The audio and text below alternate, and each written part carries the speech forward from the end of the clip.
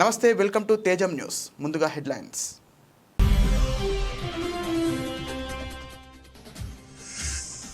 H1B వీసాపై $1,00,000 ఫీజుపై White House clarity. కొత్తగా జారీ చేసే వీసాలకే $1,00,000 ఫీజు విధిస్తామన్న వైట్ హౌస్.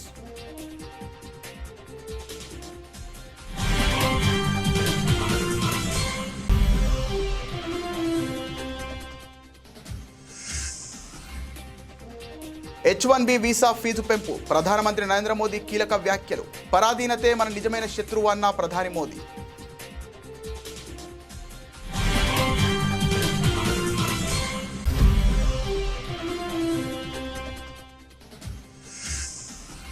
ముంబైలో నమో యువ పరుగును ప్రారంభించిన ముఖ్యమంత్రి దేవేంద్ర ఫడ్నవీస్. హాజరైన బీజేపీ ఎంపీ తేజస్వి సూర్య, నటుడు మిలింద్ సోమన్.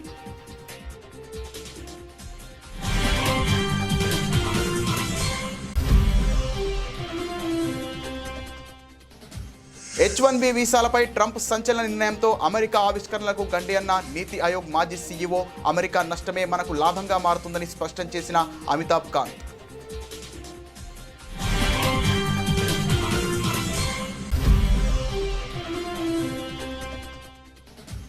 హైకోర్టు ప్రధాన న్యాయమూర్తి జస్టిస్ అపరేష్ కుమార్ సింగ్తో సీఎం రేవంత్ రెడ్డి భేటీ. న్యాయ వ్యవస్థకు సంబంధించి మౌలిక వసతుల కల్పన, సిబ్బంది నియామకం వంటి అంశాలపై జరిగిన చర్చ.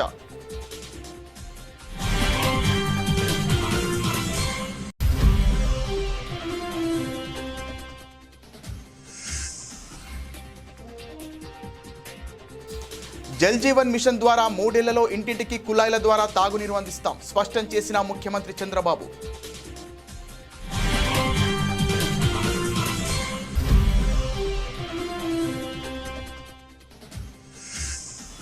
ఆల్మట్టి ఆనకట్ట పెంపు విషయంలో కర్ణాటక ప్రభుత్వ తీరుపై మండిపడ్డ కవిత. జాగృతి తరపున తామే అత్యున్నత న్యాయస్థానాన్ని ఆశ్రయిస్తామని స్పష్టం.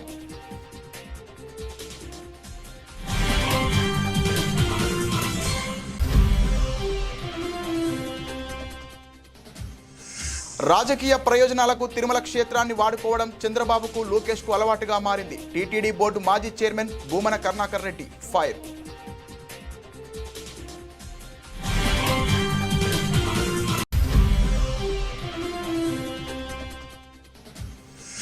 తెలంగాణ ఆడబిడ్డలందరికీ బతుకమ్మ పండుగ శుభాకాంక్షలు తెలిపిన సీఎం రేవంత్, మాజీ సీఎం కేసీఆర్. ఆడపడుచుల ఔన్నత్యానికి ప్రతీక బతుకమ్మ పండుగ అని వెల్లడి.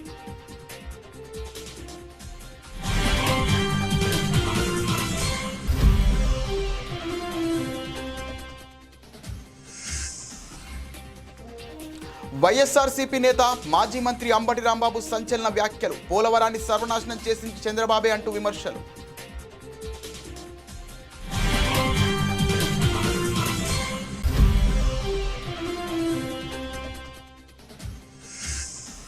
HCU విద్యార్థి విభాగంలో ఏబీవీపీ ఘన విజయం. హర్షం వ్యక్తం చేస్తున్న బీజేపీ నేతలు.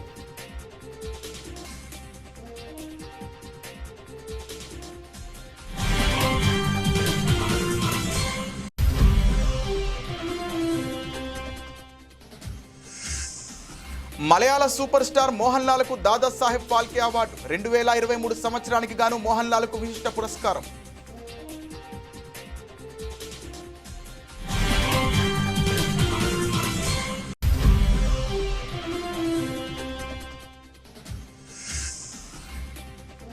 మలేషియా జోడీపై ప్రతీకార విజయం. చైనా మాస్టర్స్ ఫైనల్లో సాత్విక్ జోడీ.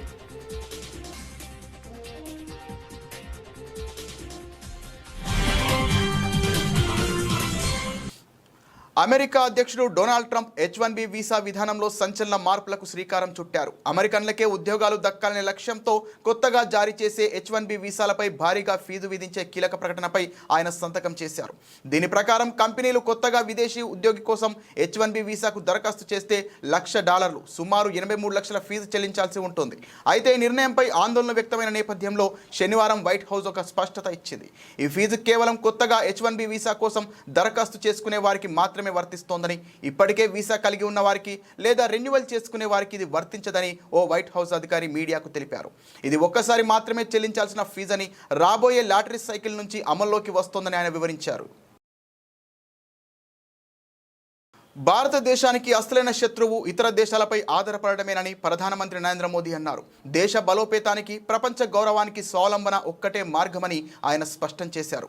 H1B వీసా ఫీజు పెంపు వేళ గుజరాత్లోని భావ్నగర్లో జరిగిన ఓ బహిరంగ సభలో ఆయన ప్రసంగిస్తూ ఈ కీలక వ్యాఖ్యలు చేశారు. ప్రపంచంలో మనకు పెద్ద శత్రువులు ఎవరూ లేరు. ఇతర దేశాలపై ఆధారపడమే మన ఏకైక నిజమైన శత్రువు. ఈ పరాధీనత అనే శత్రువును మనమందరం కలిసి ఓడించాలని మోదీ పిలుపునిచ్చారు. ఇతరులపై ఆధారపడితే మన ఆత్మగౌరవం దెబ్బతింటోందని, 140 కోట్ల మంది ప్రజల భవిష్యత్తును ఇతరుల చేతుల్లో పెట్టలేమని ఆయన అన్నారు. ప్రపంచ శాంతి, స్థిరత్వం కోసం ప్రపంచంలోనే అత్యధిక జనాభా ఉన్న దేశం తప్పనిసరిగా ఆత్మనిర్భర్గా మారాలని ఆయన అభిప్రాయపడ్డారు. గత కాంగ్రెస్ ప్రభుత్వాల విధానాలపై ప్రధాని మోదీ తీవ్ర విమర్శలు చేశారు. దేశంలో నౌకా నిర్మాణాన్ని ప్రోత్సహించకుండా విదేశీ నౌకలకు అద్దె చెల్లించడానికే వారు ప్రాధాన్యత ఇచ్చారని ఆరోపించారు. साथियों, भारत आज विश्व बंधु की भावना से आगे बढ़ रहा है. दुनिया में हमारा कोई बड़ा दुश्मन नहीं है. सच्चे अर्थ में अगर हमारा कोई दुश्मन है तो वो है दूसरे देशों पर हमारी निर्भरता. यही हमारा सबसे बड़ा दुश्मन है और हमें मिलकर भारत के इस दुश्मन को निर्भरता वाले दुश्मन को हराना ही होगा. हमें ये बात हमेशा दोहरानी है. जितनी ज्यादा विदेशी निर्भरता उतनी ज्यादा. మహారాష్ట్రలోని ముంబైలో ఆదివారం ఉదయం నమో యువ పరుగు కార్యక్రమాన్ని నిర్వహించారు. ఈ కార్యక్రమానికి ముఖ్య అతిథిగా ముఖ్యమంత్రి దేవేంద్ర ఫడ్నవీస్ హాజరయ్యారు. అనంతరం బీజేపీ ఎంపీ తేజస్వి సూర్య మరియు నటుడు ప్రభావశీలుడు మిలింద్ సోమన్ జెండా ఊపి నమో యువ పరుగును ప్రారంభించారు. ఈ కార్యక్రమంలో పెద్ద సంఖ్యలో ప్రజలు ఉత్సాహంగా పాల్గొన్నారు. भारतीय जनता पक्षाचे यूथ आयकॉन तेजस्वी सूर्याजी, आपले अध्यक्ष अमित साटमजी, या ठिकाणी उपस्थित सर्व मान्यवर आणि उपस्थित सर्व माझ्या तरुण मित्रांनो, भावांनो आणि बहिणींनो, आज आपण सगळे लोक या ठिकाणी नमो युवा रन करता एकत्रित आलो आहोत. देशाचे प्रधानमंत्री माननीय नरेंद्र मोदीजी यांच्या अमृत महोत्सवी जन्मदिनाच्या निमित्ताने संपूर्ण भारत कृतसंकल्पित झाला आहे आत्मनिर्भरतेकरता. आणि आत्मनिर्भर भारतामध्ये आत्मनिर्भर युवा ही आपली संकल्पना आहे. आपण सगळ्यांनी भारताची ताकद ऑपरेशन सिंदूर मध्ये बघितलेली आहे. भारताची ताकद आणि भारताची एअर डिफेन्स सिस्टीम अशी आहे की भारताला कोणी पराजित करू शकत नाही. पण एकच गोष्ट भारताला पराजित करू शकते, ती म्हणजे ड्रग्ज. जर आमचा युवा हा नशामुक्त असला, ड्रगमुक्त असला, तर भारतावर कुठलंही आक्रमण या ठिकाणी चालू शकणार नाही. भारताला कोणी पराजित करू शकणार नाही. पण आमच्या युवाला या ठिकाणी जर आतून అమెరికా అధ్యక్షుడు డొనాల్డ్ ట్రంప్ H1B వీసాలపై తీసుకున్న నిర్ణయం ప్రపంచవ్యాప్తంగా చర్చనీయాంశమైంది. ఈ విధానం అమెరికాకు నష్టం కలిగించి పరోక్షంగా భారత ప్రగతికి ఊతమిస్తోందని నీతి ఆయోగ్ మాజీ సీఈఓ G20 షేర్పా అమితాబ్ కాంత్ అభిప్రాయపడ్డారు. అమెరికా తన తలుపులు తానే మూసుకోవడం ద్వారా భారత ఐటీ నగరాలకు కొత్త అవకాశాలు సృష్టిస్తోందని ఆయన అన్నారు. ఈ నిర్ణయంపై అమితాబ్ కాంత్ స్పందిస్తూ డొనాల్డ్ ట్రంప్ విధించిన $1,00,000 H1B ఫీజు అమెరికాలోని ఆవిష్కరణలను దెబ్బతీసి భారత వృద్ధిని వేగవంతం చేస్తోంది. ప్రపంచ స్థాయి ప్రతిభావంతులకు ద్వారాలు మోయడం ద్వారా అమెరికా తర్వాతి తరం ల్యాబ్లు, పేటెంట్లు, ఆవిష్కరణలు, స్టార్టప్లు బెంగళూరు, హైదరాబాద్, పూణే, గుర్గావ్లకు తరలివచ్చే అవకాశం ఉందని పేర్కొన్నారు. ఈ పరిణామం వల్ల భారతదేశంలోని అత్యుత్తమ వైద్యులు, ఇంజనీర్లు, శాస్త్రవేత్తలు వికసిత భారత్ కలను సాకారం చేసేందుకు దేశ ప్రగతికి దోహదపడే గొప్ప అవకాశం లభించిందని ఆయన తెలిపారు. అమెరికా నష్టమే మనకు లాభమని అమితాబ్ కాంత్ స్పష్టం చేశారు. కాగా బెంగళూరు, హైదరాబాద్, పూణే, గుర్గావ్ దేశంలోని కీలక ఐటీ కేంద్రాలుగా ఉన్నాయి. గూగుల్, మైక్రోసాఫ్ట్, ఇన్ఫోసిస్ వంటి ప్రపంచ ప్రఖ్యాత సంస్థల కార్యాలయాలు ఇక్కడ ఉన్నాయి.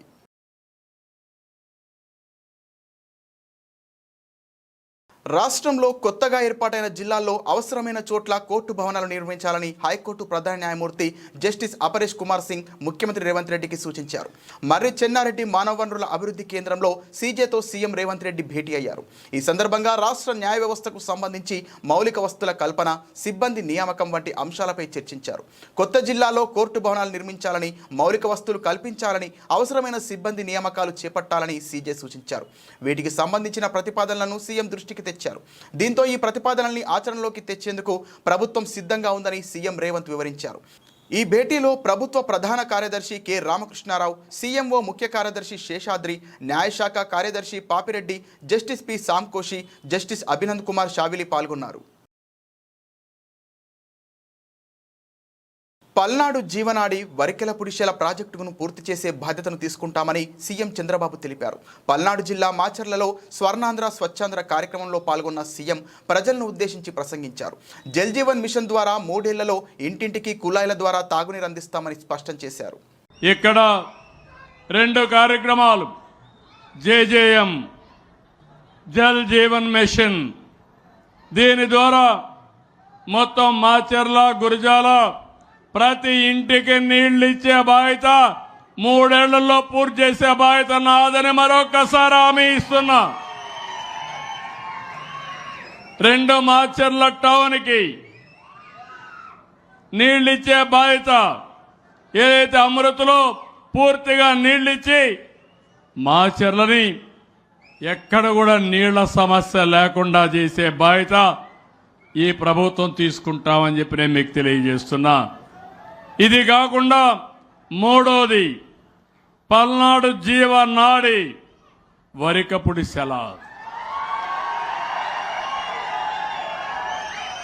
60 సంవత్సరాల స్వప్నం, చిరకాల కోరిక,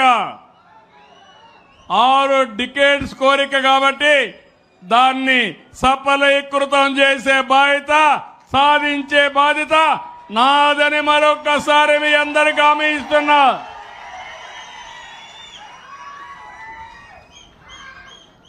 దీంట్లో కూడా మీరు చూస్తే 1,25,000 ఎకరాలకు నీరు అందుతుంది. 1,00,000 మందికి త్రాగునీరిచ్చే అవకాశం ఉంటుంది. మొదటి దశ 1.54 టీఎంసీలు, రెండవ దశ 6.32 టీఎంసీలు నీళ్లు కావాలి. ఈ 2 కూడా చేసే బాధ్యత ఈ ప్రభుత్వం తీసుకుంటాం. ఆల్మట్టి ఆనకట్ట పెంపు విషయంలో కర్ణాటక ప్రభుత్వ తీరుపై కవిత మండిపడ్డారు. సుప్రీంకోర్టు స్టే విధించినా అక్కడి సర్కారు లెక్క చేయడం లేదని విమర్శించారు. కర్ణాటకను అడ్డుకోకుంటే కృష్ణానదిలో నీటి చుక్క కూడా మిగలదని ఆమె ఆందోళన వ్యక్తం చేశారు. ఆల్మట్టిపై వెంటనే సుప్రీంకోర్టుకు వెళ్లాలని రాష్ట్ర ప్రభుత్వానికి సూచించారు. లేదంటే జాగృతి తరపున తామే అత్యున్నత న్యాయస్థానాన్ని ఆశ్రయిస్తామని స్పష్టం చేశారు. బీసీ రిజర్వేషన్లపై నిర్ణయం తీసుకోకపోతే నిరసనలు తెలుపుతామని ప్రభుత్వాన్ని కవిత హెచ్చరించారు. ఈ రాష్ట్రానికి సంబంధించినటువంటి అత్యంత కీలకమైనటువంటి జలవనరు మనకు కృష్ణానది. దక్షిణ తెలంగాణలో ఉండేటటువంటి 5 జిల్లాలకు, మహబూబ్ నగర్, రంగారెడ్డి, నల్గొండ, సగం ఖమ్మం, హైదరాబాదు, వీటన్నిటికీ కూడా ప్రాణదాయినిగా మనకు కృష్ణానది జలాలు ఉంటాయి. మరి వాటి కోసం మనము నిరంతరం పోరాటం చేస్తూ వచ్చినాం.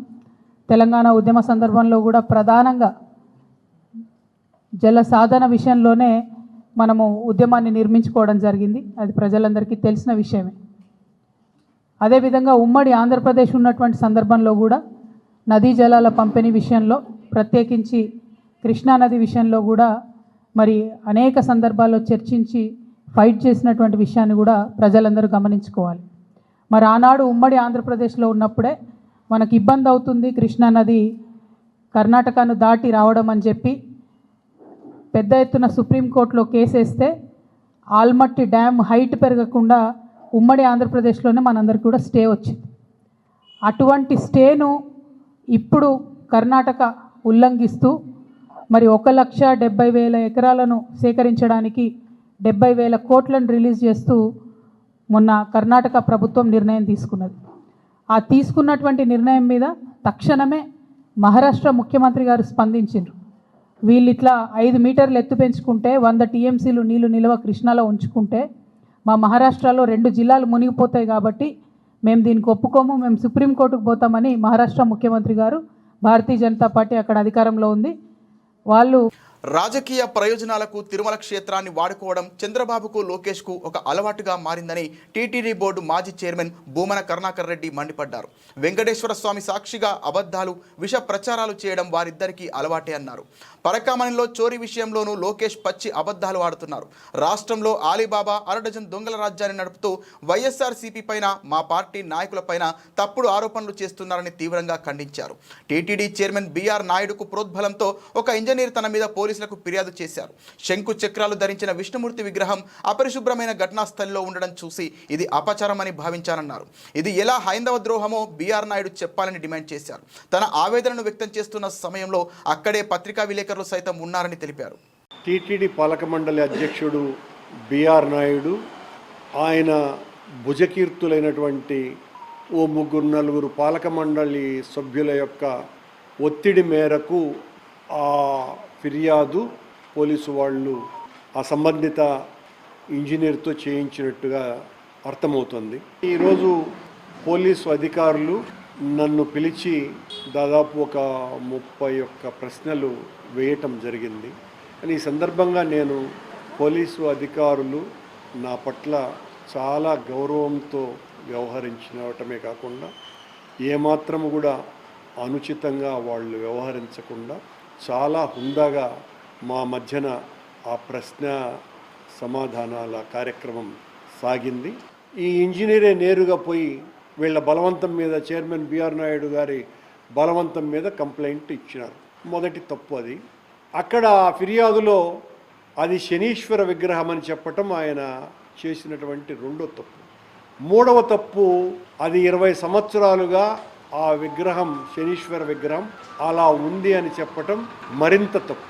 ధార్మిక సంస్థ అయినటువంటి టీటీడీలో, టీటీడీ ఆస్తిగా ఉన్నటువంటి స్థలంలో దాదాపు 9 అడుగుల మేర ఉన్నటువంటి శంకు చక్రాలు ధరించిన విష్ణుమూర్తి విగ్రహము మలమూత్రాల మధ్యన పడి ఉంటే కొద్దిమంది యాత్రికులు ఎవరో నా దగ్గరికి వచ్చి ఆ రోజు ఉదయం ఇలా ఇంత తెలంగాణ ఆడబిడ్డలందరికీ ముఖ్యమంత్రి రేవంత్ రెడ్డి బతుకమ్మ పండుగ శుభాకాంక్షలు తెలిపారు. పూలను పూజిస్తూ, ప్రకృతిని ఆరాధిస్తూ మహిళలు అత్యంత వైభవంగా నిర్వహించుకునే గొప్ప పండుగ బతుకమ్మ అని ఉద్ఘాటించారు. తెలంగాణ సంస్కృతి సాంప్రదాయాలకు, ఆడపడుచుల ఔన్నత్యానికి ప్రతీక అయిన బతుకమ్మ పండుగను ఆడపడుచులందరూ కలిసి సంతోషంగా చేసుకోవాలని ఆకాంక్షించారు. తెలంగాణ సామూహిక జీవన విధానానికి, కష్టసుఖాలను కలిసి పంచుకునే ప్రజల ఐక్యతకు ఈ పండుగ నిదర్శనమని పేర్కొన్నారు. ఎంగిలిపూల బతుకమ్మ నుంచి సద్దుల బతుకమ్మ వరకు 9 రోజుల పాటు ఆటపాట్లతో అందరూ వైభవంగా ఈ పండుగను జరుపుకోవాలని సూచించారు. అలాగే రాష్ట్ర ప్రజలకు బీఆర్ఎస్ అధినేత మాజీ సీఎం కల్వకుంట్ల చంద్రశేఖరరావు బతుకమ్మ పండుగ శుభాకాంక్షలు తెలిపారు. తెలంగాణ అస్తిత్వానికి, సాంస్కృతిక జీవనానికి బతుకమ్మ తరతరాల ప్రతీకగా నిలిచిందని, పూలను దేవతగా కొలిచేదే బతుకమ్మ పండుగ అని ఉద్ఘాటించారు. ప్రపంచ సంస్కృతి సాంప్రదాయాల్లో తెలంగాణ ప్రత్యేకతను చాటుతుందని తెలిపారు. నేటి నుండి ప్రారంభమవుతున్న ఎంగిలిపూల బతుకమ్మ సందర్భంగా రాష్ట్ర ప్రజలకు శుభాకాంక్షలు తెలిపారు. ఎంగిలిపూలతో ప్రారంభమై సద్దులతో మునిగే 9 రోజుల బతుకమ్మ పండుగ పల్లెలు, పట్టణాల్లో మహిళలు, పిల్లా పాపలతో ప్రత్యేక సాంస్కృతిక సందడి నెలకొంటోందని చెప్పుకొచ్చారు. సంపన్న వర్గాల భాగస్వామ్యంతో నాటి తెలంగాణ రాష్ట్ర సాధన సమయంలో ఉద్యమ తెలంగాణ అస్తిత్వ ఆకాంక్షలకు బతుకమ్మ ప్రధాన సాంస్కృతిక వేదికగా నిలిచిందని గుర్తు చేసుకున్నారు.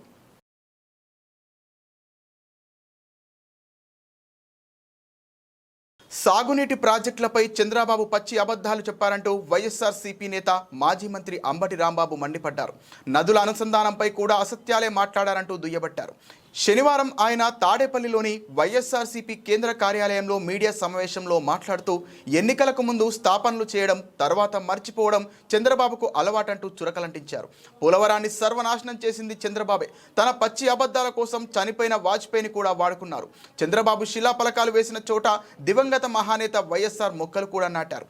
చంద్రబాబు జీవితంలో శంకుస్థాపన చేసి పూర్తి చేసింది కేవలం పట్టిసీమ మాత్రమే. పోలవరానికి శంకుస్థాపన చేసింది వైఎస్ఆర్, కానీ తానే చేసినట్లు నిస్సిగ్గుగా చంద్రబాబు అబద్ధాలు చెప్తున్నారు. నిజంగా పోలవరం మీద ప్రేమ ఉంటే ప్రాజెక్టు సందర్శనకు ఎందుకు వెళ్లడం లేదంటూ అంబటి రాంబాబు ప్రశ్నించారు. చంద్రబాబు నాయుడు గారి టైంలో దురదృష్టం ఏంటంటే ఆయన అన్ని తప్పిదాలకు పాల్పడ్డారు. 2013-14 రేట్లతోనే పోలవరం ప్రాజెక్టు నిర్మాణాన్ని పూర్తి చేస్తామని కేంద్రానికి చెప్పి ఇప్పుడు ఇది 2017లో తీసుకున్నాడు. ఎవరు చేయాలి ఈ ప్రాజెక్ట్ని? విభజన చట్టం ప్రకారం ఈ ప్రాజెక్టు నిర్మాణాన్ని పూర్తి చేయవలసినటువంటి బాధ్యత కేంద్ర ప్రభుత్వానిది. ఏ పైసా కూడా, ప్రతి పైసా కూడా కేంద్ర ప్రభుత్వం పెట్టి పూర్తి చేసి మనకివ్వాలి. That is the rule. విభజన చట్టంలో ఇచ్చినటువంటి ఒక వెసులుబాటు. రాష్ట్రాన్ని విభజించినప్పుడు పోలవరం ప్రాజెక్టు నిర్మాణాన్ని కేంద్ర ప్రభుత్వమే చేపడుతుందని చెప్పి మనకు ఆర్డర్లు ఇస్తే చట్టంలో, ఎందుకే చంద్రబాబు నాయుడు గారు నువ్వు కేంద్ర ప్రభుత్వం కట్టకుండా మేమే కడతామని తీసుకున్నావు. ఎప్పుడు తీసుకున్నామయ్యా? 2017లో తీసుకున్నావు, 16 అనుకుంటాను చివరిలో. అప్పుడు దాకా ఈ ప్రాజెక్టు మూలన పెట్టావు కదా, నెంబర్ 1. నెంబర్ 2, 2017లో నువ్వు తీసుకున్నప్పుడు 13-14 రేట్లతోనే నేను పూర్తి చేస్తాను ఎందుకు తీసుకున్నావు? కేంద్ర ప్రభుత్వం కమిషన్ల కోసం కాదా? ఇది నేను చెప్పాలా? సాక్షాత్తు ఇప్పటి ప్రధాని అప్పటి ప్రధాని మోడీ గారే చెప్పాడు కమిషన్ల కోసం తీసుకున్నావు ఏటీఎంలని. వినండి అది కూడా. ఢిల్లీ యూనివర్సిటీ తర్వాత ప్రతిష్టాత్మకంగా జరిగిన హైదరాబాద్ సెంట్రల్ యూనివర్సిటీ విద్యార్థి సంఘం ఎన్నికల్లో అఖిల భారతీయ విద్యార్థి పరిషత్ ప్యానెల్ ఘన విజయం సాధించింది. ఏబీవీపీ ఎస్ఎల్వీడీ కూటమి సెంట్రల్ ప్యానెల్లోని అన్ని పదవులను కైవసం చేసుకుంది. ఈ ఎన్నికల్లో కూటమికి చెందిన శివపాలెపు అధ్యక్షుడిగా, శృతిప్రియ ప్రధాన కార్యదర్శిగా, సౌరభ్ శుక్లా సంయుక్త కార్యదర్శిగా గెలుపొందారు. వీనస్, జ్వాల సాంస్కృతిక క్రీడా కార్యదర్శులుగా గెలుపొందారు. ఈసారి ఓటింగ్ శాతం 81% కన్నా ఎక్కువగా నమోదవడం గమనార్హం. ఎస్ఎఫ్ఐ, ఎన్ఎస్యుఐ లాంటి ఇతర ప్రధాన విద్యార్థి సంఘాలపై ఏబీవీపీ సత్తా చాటింది. ప్రతిష్టాత్మక ఢిల్లీ యూనివర్సిటీ విద్యార్థి సంఘం ఎన్నికల్లో ఏబీవీపీ గెలిచిన తర్వాత హెచ్సీయూలో కూడా ఏబీవీపీ కూటమి విజయం సాధించడం పట్ల బీజేపీ నేతలు హర్షం వ్యక్తం చేస్తున్నారు. పార్టీ ఐటీ సెల్ నాయకుడు అమిత్ మాల్వియా ట్విట్టర్ వేదికగా స్పందిస్తూ హైదరాబాద్ సెంట్రల్ యూనివర్సిటీ విద్యార్థి విభాగం ఎన్నికల్లో ఏబీవీపీ క్లీన్ స్వీప్ చేసిందన్నారు. పాట్నా, ఢిల్లీ, జేఎన్యూ, మణిపూర్, గౌహతి, పంజాబ్, ఉత్తరాఖండ్ వంటి విశ్వవిద్యాలయాల్లో కూడా ఏబీవీపీ సత్తా చాటిందని, ఇప్పుడు హెచ్సీయూని కైవసం చేసుకుందని పేర్కొన్నారు. రాహుల్ గాంధీ 6 ప్యాక్స్ చూపించి స్టేజ్లపై తిరగడం యువతను ఆకట్టుకోలేదని ఎద్దేవా చేశారు.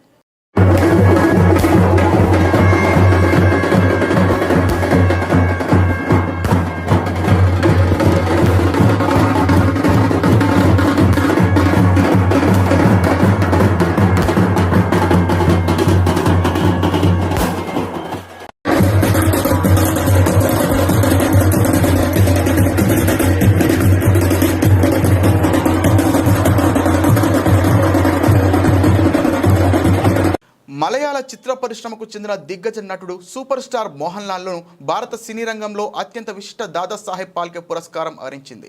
భారతీయ సినిమాకు ఆయన అందించిన విశేష సేవలకు గుర్తింపుగా 2023 సంవత్సరానికి గాను ఈ అవార్డుకు ఎంపిక చేసినట్లు కేంద్ర ప్రభుత్వం అధికారికంగా ప్రకటించింది. ఈ విషయాన్ని కేంద్ర సమాచార ప్రసార మంత్రిత్వ శాఖ తన ఎక్స్ ఖాతా ద్వారా వెల్లడించింది.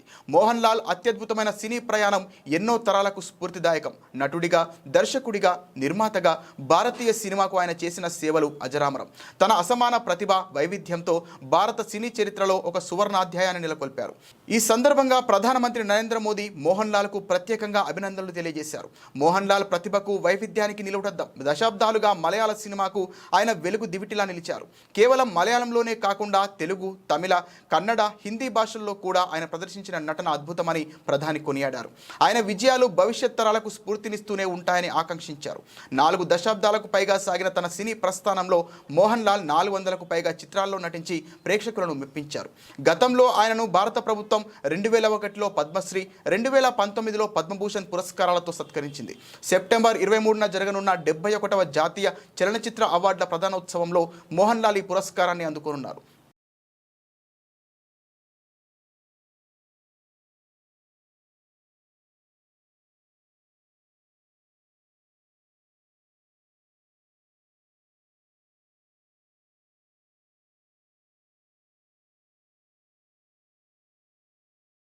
ప్యారిస్ ఒలింపిక్స్లో అరోన్ సోహ్ జోడీ చేతిలోనే సాత్విక్ సాయిరాజ్ ఓడిపోయారు. ఆ తర్వాత ఈ ఏడాది ఆరంభంలో జరిగిన సింగపూర్ ఓపెన్, చైనా ఓపెన్లోనూ భారత జంటకు చెక్ పెట్టింది మలేషియా ద్వయం. అయితే ఆగస్టు నెల నుంచి సాత్విక్, చిరాగ్ లయ అందుకోవడంలో ప్రత్యర్థులకు పరాజయం తప్పడం లేదు.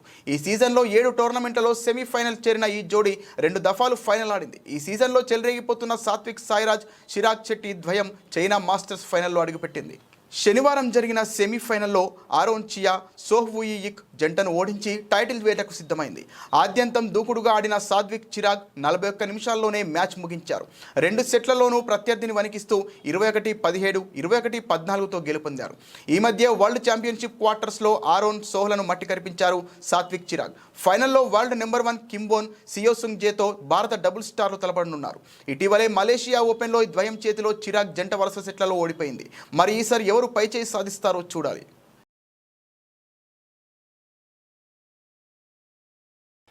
బులెటిన్ ముగించే ముందు హెడ్లైన్స్ మరోసారి.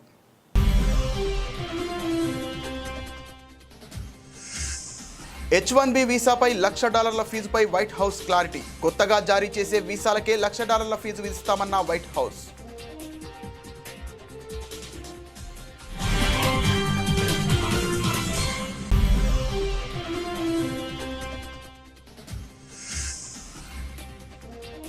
H1B వీసా ఫీజు పెంపు. ప్రధానమంత్రి నరేంద్ర మోదీ కీలక వ్యాఖ్యలు. పరాధీనతే మన నిజమైన శత్రువు అన్న ప్రధాని మోదీ.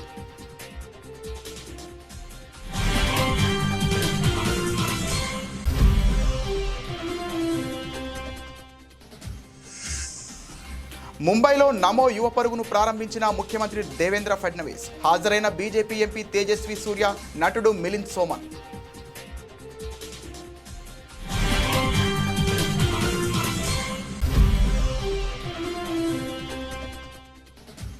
H1B వీసాలపై ట్రంప్ సంచలన నిర్ణయంతో అమెరికా ఆవిష్కరణలకు గండి అన్న నీతి ఆయోగ్ మాజీ సీఈఓ. అమెరికా నష్టమే మనకు లాభంగా మారుతుందని స్పష్టం చేసిన అమితాబ్ కాంత్.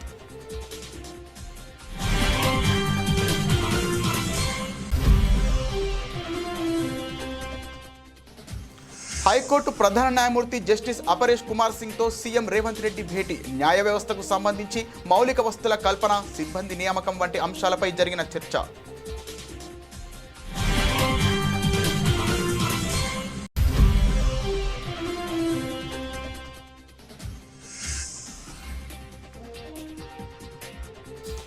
జల్ జీవన్ మిషన్ ద్వారా 3 ఏళ్లలో ఇంటింటికి కుళాయిల ద్వారా తాగునీరు అందిస్తాం. స్పష్టం చేసిన ముఖ్యమంత్రి చంద్రబాబు.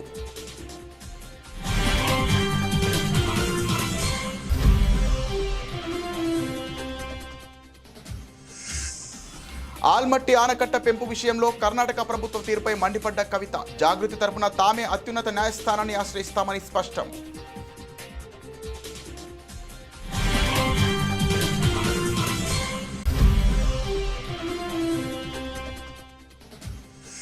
రాజకీయ ప్రయోజనాలకు తిరుమల క్షేత్రాన్ని వాడుకోవడం చంద్రబాబుకు, లోకేష్కు అలవాటుగా మారింది. టీటీడీ బోర్డు మాజీ చైర్మన్ భూమన కరుణాకర్ రెడ్డి ఫైర్.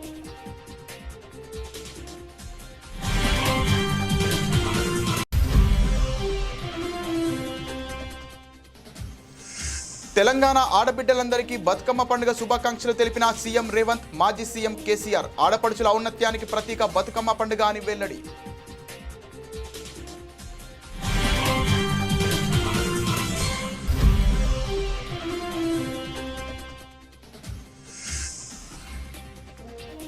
వైఎస్ఆర్సీపీ నేత మాజీ మంత్రి అంబటి రాంబాబు సంచలన వ్యాఖ్యలు. పోలవరాన్ని సర్వనాశనం చేసింది చంద్రబాబే అంటూ విమర్శలు.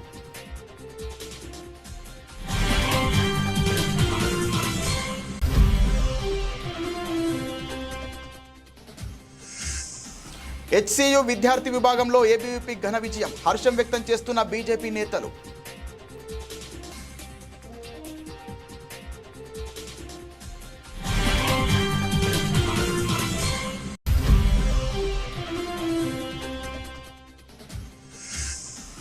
మలయాళ super star Mohan లాల్కు Dada Saheb Phalke award. 2023 సంవత్సరానికి గాను మోహన్ లాల్కు విశిష్ట పురస్కారం.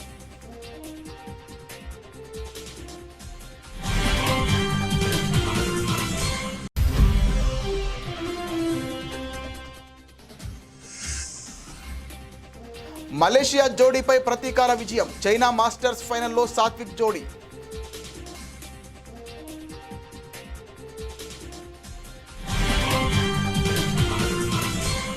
ఇది ఇవాల్టి బులెటిన్. మరిన్ని వార్తల సమాహారంతో మళ్ళీ కలుద్దాం. నమస్తే.